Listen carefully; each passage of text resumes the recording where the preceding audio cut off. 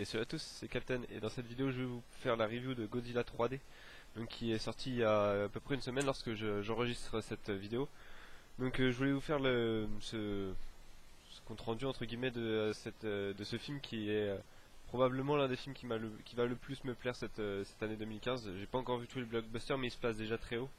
En tout cas selon moi il se place plus haut que bien devant The Amazing Spider-Man 2 et il est à peu près au même niveau que Captain America 2, voire peut-être même au-dessus. Attendez, j'enlève ça parce que voilà, ça faisait un peu tâche sur la caméra. Donc Godzilla, donc c'est réalisé par Gareth Edwards. Il y a notamment Bryan Cranston qui joue dedans avec Aaron Taylor Johnson, etc. Je vais pas non plus faire tout le casting parce que c'est pas forcément le plus intéressant. J'avais été voir le film au cinéma et en fait j'avais été le voir sans vraiment grand enthousiasme, pardon. Je me disais ouais ça va être un film de monstres. J'étais même limite allé un peu à reculons, c'était mes copains qui avaient dû me forcer à y aller. Et j'en étais ressorti extrêmement satisfait. C'était un film qui m'avait vraiment surpris, agréablement surpris. Et c'est rare qu'un film réalise ça sur moi. D'habitude c'est plus l'inverse. Là j'ai vraiment été agréablement surpris et notamment par le fait que par, comment dire, j'ai peur d'entrer tout de suite dans les spoilers, donc j'hésite à, je me demande de quoi je vais parler en premier. L'histoire en elle-même, je m'attendais pas à ce qu'il y en ait une réellement, c'est-à-dire que je m'attendais à ce que Godzilla surgisse parce qu'il y a un gros monstre qui est apparu nulle part et du coup il y a bataille entre les deux. Alors qu'au final non, c'est un peu plus compliqué que ça. L'histoire c'est quasiment ça, mais c'est un peu plus compliqué que ça, c'est-à-dire qu'on a le droit à des monstres que je crois n'avoir jamais vu dans l'univers de Godzilla, donc les Mutos, qui ont qui sont peut-être la chose la moins réussie dans le film avec les humains, vraiment les parties centrées sur les humains, mais ça j'y reviendrai juste après. Les Mutos, j'ai trouvé qu'ils étaient pas très bien designés, c'est-à-dire on a une sorte de menthe religieuse avec une sorte de chauve-souris. Au final, leur cri en plus assez beaucoup trop futuriste, je trouve. Enfin, c'est-à-dire c'est quand ils se rencontrent, quand ces deux monstres se rencontrent, je sais pas, ça faisait vraiment, ça faisait pas cri de monstre ou d'animal, ça faisait plus ça faisait plus ingénieur de son qui s'amuse, qui fait des choses sur qui teste des trucs et puis il a trouvé un truc qui lui plaisait, il a fait tiens ça m'a l'air pas mal, il l'a laissé. Ça fait plus ça que bruit de monstre. C'est peut-être au niveau du spectaculaire, c'est peut-être le seul truc que je reproche au film, parce que tout ce qui est le côté spectaculaire est très très réussi, c'est-à-dire Godzilla n'est jamais montré de façon spectaculaire, gigantesque. Enfin, si, il est tout le temps montré de façon gigantesque, mais il est jamais, comment dire, il est jamais, mince, il est tout le temps mis à l'échelle. Voilà, il est jamais pris de loin, donc on pourrait se dire, il est jamais déformé par un effet spectaculaire. C'est-à-dire que moi je m'imaginais on verrait genre deux plans, un peu comme dans les jeux de combat, vous voyez, un plan de profil où Godzilla et les monstres se rencontrent et puis on a des batailles, etc. Alors que là, non, en fait, c'est souvent des vues en contre-plongée, voire de très très très loin, et qui montrent Godzilla, et donc du coup, on se rend vraiment compte qu'il est immense ce Godzilla, qu'il est démesuré. Et je pense que c'est un très très bon choix de la part du réalisateur Gareth Edwards d'avoir mis Godzilla comme ça à l'échelle humaine, c'est-à-dire que on le voit toujours en contre-plongée, on le voit toujours du point de vue des humains, et c'est pour ça que selon moi, les humains sont vraiment très importants dans ce film. Beaucoup de personnes qui ont vu ce film, notamment des copains qui m'y ont amené, trouvaient que le film était trop long, était trop, on voyait pas assez Godzilla, il se focalisait trop sur les humains. Alors certes, il y a certains passages qui se focalisent trop sur les humains, notamment la femme du héros qui est absolument inutile. Je pense que ne pas la mettre dans le film aurait été tout aussi judicieux. Je pense que si le film s'était uniquement focalisé sur Aaron Taylor Johnson, donc le héros, je sais même plus comment il s'appelle, Ford, voilà. Ford sacré nom, qui retrouve son enfant, qui cherche à retrouver son enfant tout en sauvant la ville. ça aurait peut-être été un peu mieux réalisé. Alors que là, le côté on voit sa femme qui se débrouille à l'hôpital, mais au final elle y reste pas souvent, pas longtemps parce que la destruction est telle qu'un hôpital de toute façon c'est vulgaire par rapport à Godzilla. Donc ça sert à quoi de montrer une personne qui est tellement qui est insignifiante par rapport à Godzilla et qui est insignifiante par rapport à l'histoire. Elle a aucun intérêt dans l'histoire, à part montrer oui, à part être au cœur de l'action lorsque certaines scènes de destruction arrivent, notamment cette scène où où on voit un parachutiste qui descend et en plus cette scène est absolument géniale j'ai trouvé parce que il y a un grand silence et tout, le parachutiste descend comme ça dans une ville qui est complètement à l'arrêt, complètement pétrifiée. Donc ce parachutiste descend et en fait on croit que c'est une scène un peu poétique, en fait non, il y a son avion qui s'écrase juste à côté comme ça pour faire une sorte de poésie de la destruction et ça j'avais vraiment trouvé ça excellent. Euh, le point négatif comme je l'ai dit c'est les humains parce que même si je trouve que c'est logique d'avoir mis Godzilla au point de vue humain, au point de vue à l'échelle humaine, pardon, il aurait peut-être été plus logique selon moi de faire un héros un peu plus un peu, un peu plus travaillé psychologiquement tout simplement parce que dans ce film, pour l'avoir vu 4 fois, je comprends de moins en moins ses intentions alors que à partir du moment où Godzilla arrive et le héros donc militaire sait que Godzilla va aller sur la ville où sa famille habite, il veut aller à cette ville, mais on ne sait pas pourquoi il veut y aller. Alors au départ, il dit qu'il veut y aller pour sauver sa famille. Après, il prend part au plan pour tuer Godzilla et les deux monstres. Puis après, il téléphone à sa famille en leur disant je vais vous chercher demain matin. Puis après, il se fait parachuter en haut de la ville. J'ai pas du tout compris c'était quoi son plan en fait. On a l'impression qu'il est vraiment baladé au rythme des péripéties de Godzilla. D'un point de vue, c'est logique, vu que Godzilla devrait être le héros de ce film. Donc c'est logique que tout doit tourner autour de lui. Mais ça aurait été plus logique que le héros se focalise sur une seule mission. À partir du moment où il sait que... En fait, je suis en train de faire des gros spoilers, mais à partir du moment où il sait que son fils est en sécurité, parce qu'à un moment, quelqu'un lui dit votre fils est arrivé à tel endroit, pourquoi ne poursuivit-il pas sa mission complètement? C'est-à-dire que en mettant de côté sa femme, parce pour moi, elle aurait pas dû exister dans le film, elle est complètement inutile. En mettant de côté sa femme, à partir du moment où il dit à son fils mets-toi en sécurité et qu'il apprend que son fils est en sécurité, là il pourrait vraiment être militaire. Alors que là il est toujours entre militaire et père de famille, ce qui est, euh, ce qui est dans un sens est assez logique parce que c'est le personnage qui est troublé, qui ne sait pas quoi faire, etc., qui ne sait pas quoi choisir, il est débordé par les événements. Mais je sais pas, trop de temps est passé là-dessus. Je pense que un retournement de situation aurait été un seul retournement de situation aurait été logique, c'est-à-dire euh, on aurait pu au début, au moment où Godzilla apparaît, le héros aurait pu dire bon bah là je me focalise sur mon fils, de toute façon sur mon fils l'armée a aucune chance. Et puis après l'armée aurait pu dire mais en fait vous savez on a eu un plan. Là il aurait pu dire ok mon fils est en sécurité donc je vous rejoins. Ça aurait été peut-être plus logique, le film aurait été plus court, mais ça aurait été mieux. Parce que le film traîne un peu en longueur, c'est vrai. Euh, j'ai vu le film une troisième fois avec un pote qui l'avait jamais vu. Et lui il a trouvé que ça faisait film de série Z, c'est-à-dire que le film fait s'affronter Godzilla contre deux mutos. Et justement à chaque monstre qui apparaissait il faisait mais non mais c'est pas possible etc. Alors que moi j'ai trouvé que c'était certes une surenchère mais elle était bien amenée. C'est-à-dire que ça faisait pas trop. C'était jamais écœurant de voir autant de monstres.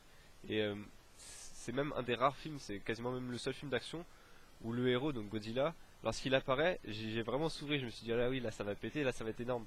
C'est un des rares films, et c'est la deuxième fois que je l'ai vu, ça c'était pas la première fois. La deuxième fois que je l'ai vu, je me suis dit, putain, c'est vrai que c'est énorme cette scène-là, etc. Et on s'attache à ce monstre, à cette monstruosité qui est Godzilla. Et c'est vraiment très, très réussi de la part de Gareth Edwards et des scénaristes. Même si j'ai trouvé qu'il forçait peut-être un peu le côté faut s'attacher à Godzilla en mettant de la musique un peu trop mélancolique, un peu trop dramatique, un peu trop lente. Lorsque Godzilla et les mutos se foutent sur la gueule, mais je sais pas, sans voir la pop rock ou des trucs comme ça, j'aurais peut-être vu des scènes un peu plus épiques plutôt que mélancoliques, plutôt que dramatiques, plutôt que tristes. Et en gros, ces musiques-là servent juste à oh, vous voyez, le pauvre Godzilla, il est en train de prendre très cher, etc. C'est vraiment pas cool pour lui, etc. Alors qu'avec de la musique épique, quand Godzilla arrive, là oui, là vous savez que les choses sérieuses commencent et justement vous avez envie de voir Godzilla à l'œuvre. Et dans un sens, c'est peut-être pour ça que le film met aussi longtemps à introduire Godzilla, vu que le film dure met 1 heure à peu près à voir l'apparition de Godzilla. Les scènes d'ailleurs de teasing où en fait on fait qu'entreapercevoir une partie du corps de Godzilla sont absolument géniales, j'ai trouvé. Notamment cette scène où Godzilla arrive et crée un tsunami dans une ville, c'est à Hawaï, et toutes les lumières de la ville sont éteintes. Du coup les militaires tirent des fumigènes pour se repérer, pour repérer les hélicos et tout. Et on voit là, le, entre les immeubles, on voit ces fumigènes qui touchent quelque chose, mais absolument gigantesque. Et là, vous vous dites, en plus, c'est la première fois que vous voyez Godzilla, fait ah oui, là, il est vraiment énorme. Le design de Godzilla est assez pertinent et assez sympa, j'ai trouvé. Il a un look beaucoup moins dinosaure que précédemment, que dans les précédents reboots. Reboot non, que dans les précédents films. Et c'est plutôt pas mal. Moi j'ai vraiment beaucoup aimé son design. Je sais qu'encore une fois il y a un pote qui l'a vu et qui n'a pas aimé, qui préférait la version beaucoup plus T-Rex de Godzilla. Moi j'ai trouvé que ça me plaisait. Du coup il passe pour un dinosaure, mais c'est pas vraiment un dinosaure. C'est-à-dire que c'est quelque chose d'autre. C'est pas un dinosaure, c'est plus gros, c'est plus évolué qu'un dinosaure. Et justement pour moi, Godzilla ne doit pas être un dinosaure, ça doit être quelque chose de plus évolué. Ça doit être autre chose qu'un dinosaure. J'ai acheté le Blu-ray en 3D comme vous avez pu le voir, et j'ai pas vu de 3D en fait. Ça fait peut-être partie des films sur lesquels ma télé est pas très bien réglée, mais en tout cas j'ai vraiment pas vu de 3D. Même les sous-titres, parce que j'ai vu le film, je regarde le film quand Vost FR, et les sous-titres sont même un peu flous et décalés. C'est un peu dommage parce que, à mon avis, le film aurait pu être beaucoup plus réussi en 3D. Et c'est un peu dommage que c'est un des gros regrets que j'ai sur ce film, que la 3D ne rende pas hommage à ce film. C'est à peu près tout ce que je voulais dire au niveau de l'histoire, etc.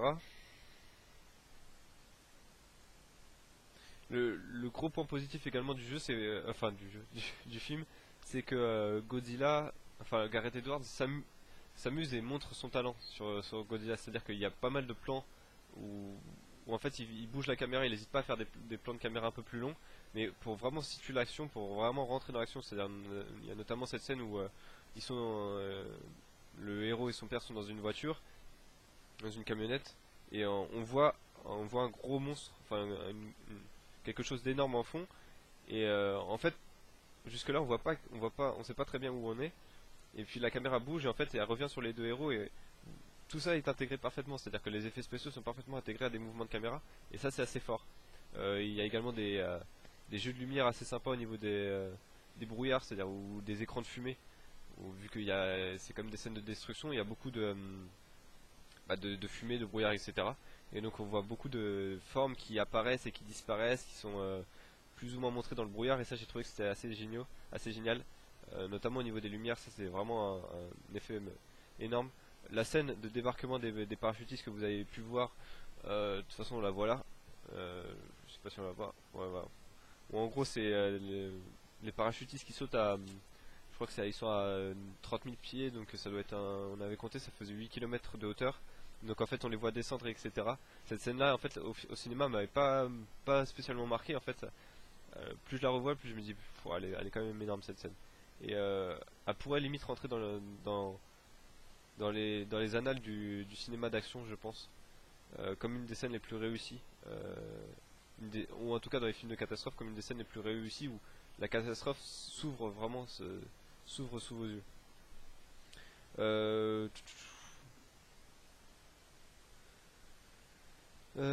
le dernier truc ah oui, c'est le premier truc qui m'a marqué dans le film, c'est le générique. C'est-à-dire le générique de début commence en forme documentaire, et en fait ça vous retrace toute l'histoire de Godzilla, de sa première apparition aux humains en 1954.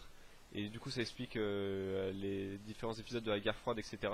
Et ça explique également pourquoi plus tard dans le film les humains connaissent plus ou moins Godzilla savent qu'il y a quelque chose qui les dépasse. Et d'ailleurs, même je crois dès la première ou deuxième minute de film, on voit vraiment Godzilla. Mais on l'entreaperçoit en fait juste avant l'explosion. Et au cinéma, ça m'avait déjà marqué, mais là encore en Blu-ray, c'est vraiment le genre de truc qui saute aux yeux. C'est vraiment rare qu'un générique réussisse aussi bien à introduire l'histoire. Euh, Parce que le truc, c'est que j'ai vraiment l'impression que ce Godzilla, c'est limite plus vraiment un reboot de la franchise. C'est-à-dire qu'on a vraiment l'impression que c'est pour ça que Gareth Edwards, à mon avis, a pensé ce film pour ça. C'est pour ça il a tant insisté sur les humains. C'est-à-dire que les humains dans ce film, leur seul enjeu, c'est le conflit générationnel. C'est-à-dire que le héros du film, donc joué par Aaron Taylor Johnson, ne veut pas faire les mêmes erreurs que Bryan Cranston, qui la voit à la mort, etc. Et c'est à mon avis ça se comment dire, ça se répercute avec la franchise Godzilla en elle-même. C'est-à-dire que Gareth Edwards prend son film Godzilla et le met par rapport aux autres et il veut pas faire les mêmes erreurs que dans les autres. Donc c'est pour ça qu'il lui met une identité propre, avec peut-être en faisant peut-être des choix qui sont discutables, c'est-à-dire pas forcément montrer beaucoup de batailles, ou en tout cas les montrer de loin, en suggérer quelques-unes, mais se focaliser peut-être un peu plus sur les humains. Parce que j'ai vraiment l'impression, en fait, c'est peut-être pour ça que ce film m'a beaucoup plu, peut-être parce que le fait également que je l'attendais pas énormément et donc du coup le- comment dire, le taux de réussite est plus élevé. Si on attend, si on pense que quelque chose va être foiré et qu'il est réussi, il monte tout de suite en flèche dans notre estime. Et il y a peut-être aussi le fait que j'ai pensé vraiment ce film comme un début de franchise. C'était pas un film unique pour moi, c'est-à-dire que je me disais, ouais, ça c'est vraiment bien pour un premier film, mais j'ai hâte de voir ce qui va être dans Godzilla 2 et 3. Et c'est peut-être 2 ou 3 ou 4, hein. Et c'est peut-être pour ça que ce film m'a beaucoup plu, c'est peut-être pour ça que je lui pardonne ses longueurs, c'est cette tension dramatique qui met vraiment beaucoup de temps à se développer, parce que je sais que c'est une tension qui risque d'être peut-être un peu c'est une tension qui développe les épisodes plus tard, et je pense que je serais moins tolérant pour Godzilla 2 et Godzilla 3 par exemple, si ils nous refont le coup de pas montrer Godzilla rapidement, de pas montrer les batailles rapidement en tout cas. Euh, il y a un autre truc également, faut absolument que je le précise, c'est que dans ce film, Godzilla ne protège pas les humains. Et ça, j'avais vraiment peur que Godzilla soit montré comme l'ange gardien des terriens, des humains, etc. Alors que non, Godzilla fout le bordel dans les humains. C'est-à-dire que même s'il affronte des créatures inhumaines, les mutos, il va pas pour autant protéger les humains. C'est pas pour protéger les humains, c'est pour protéger la nature, la terre. C'est pas pour protéger les humains. Parce qu'on le voit, à certains moments, il n'hésite pas par exemple, il passe à travers un pont, il sait qu'il y a des personnes dessus, il fonce tout droit. On lui tire dessus et il me semble qu'à un moment il prend un tank et il l'envoie valser. C'est pas, il va pas les protéger, il va pas se protéger, etc. Alors qu'on lui tire dessus, non, il va répliquer. Pareil, quand c'est la première fois il arrive dans un tsunami et il ravage une partie de la ville, une grande partie de la ville même. Tu vois, on a probablement au moins des milliers de personnes. Donc ça, c'est assez sympa de montrer que Godzilla, aussi protecteur soit-il, c'est pas un gardien, c'est pas un ange gardien, c'est pas quelque chose qui va protéger les humains. Donc je pense que c'est quelque chose qui a peut-être à travailler dans l'épisode 2, c'est que Godzilla n'est pas le protecteur des humains, c'est le protecteur de la Terre, et les humains devraient s'en rendre compte. Et je pense que dans le 2 ça va être travaillé sur ça. Voilà, c'est à peu près tout ce que je voulais dire sur Godzilla. J'en ai plutôt dit pas mal. Donc c'est un film qui m'a beaucoup plu. Ah oui, non, il y a un autre truc que je voulais dire. Je viens de regarder ma fiche. Les, les villes détruites sont absolument pas magistralement modélisées. Notamment Tokyo qui est placé dans une sorte, je sais pas si c'est Tokyo. En tout cas une ville japonaise qui est placée dans une zone de quarantaine depuis 20 ans. Et on pénètre dans cette ville, on voit la ville dans son ensemble en vue aérienne, et j'ai vraiment eu l'impression de m'être plongé dans le jeu The Last of Us. Je sais pas si vous connaissez ce jeu apocalyptique post-apo où en fait c'est la végétation qui a repris le pas, et c'était vraiment super bien modélisé avec les immeubles qui sont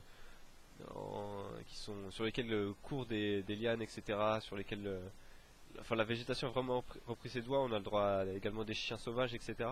J'ai vraiment trouvé que c'était extra cette ville désertée, et les villes également, la destruction les scènes de destruction et comment on dit, l'aftermath, je sais pas si ça se dit comme ça, l'aftermatch, ou les- Les effets provoqués par la destruction sont vraiment très bien montrés. Je pense notamment à Las Vegas, Hawaï également, qui est qui sont vraiment hyper bien modélisés.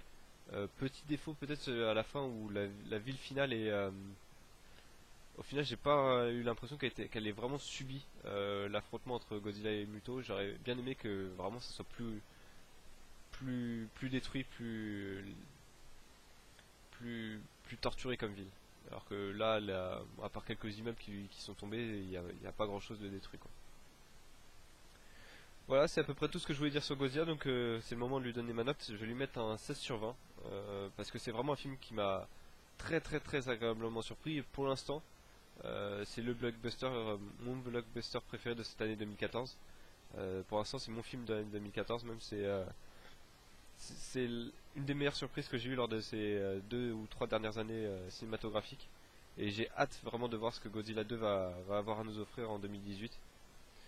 En attendant, moi je vous dis à bientôt pour d'autres reviews. Je crois que le prochain c'est X-Men Day of the Future Pass. Donc je vous dis à bientôt.